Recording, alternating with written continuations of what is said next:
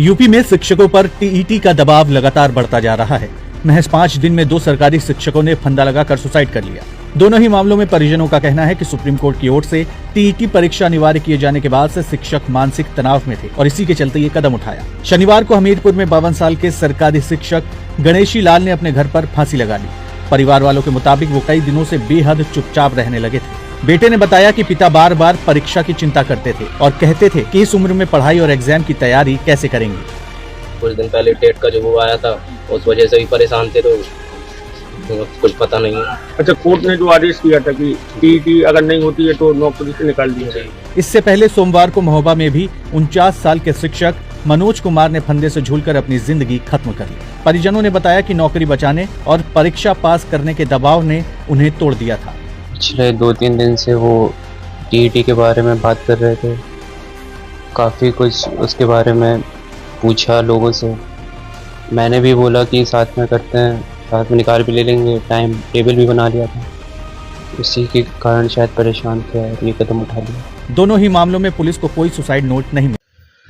दोस्तों नमस्कार, एक बड़ी खबर आपको बता दें कि टेट मामले में जो सुप्रीम कोर्ट ने जो दिशा निर्देश दिया है उस संबंध में एक बातें सामने निकल के आई है कि जो भी शिक्षक बहाल हैं उन सबको टेट की परीक्षा देनी होगी और ये मामला अब विभिन्न सांसदों के माध्यम से सदन में भी गूंज रहा है।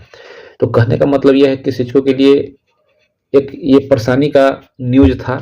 लोगों ने सोचा कि अब क्या होगा, क्योंकि अभी तक ऐसा कुछ नहीं है। क्या हमने कभी ऐसा देखा है कि कोई भी आईएएस की परीक्षा दे करके एक बार कलेक्टर बन जाते हैं, उसके बाद प्रमोशन के लिए या फिर आगे नौकरी को कंटिन्यू करने के लिए फिर से परीक्षा देना पड़ता है? ऐसा तो कोई मामला अभी तक नहीं आया है। तो फिर शिक्षक के मामले में ऐसा क्यों?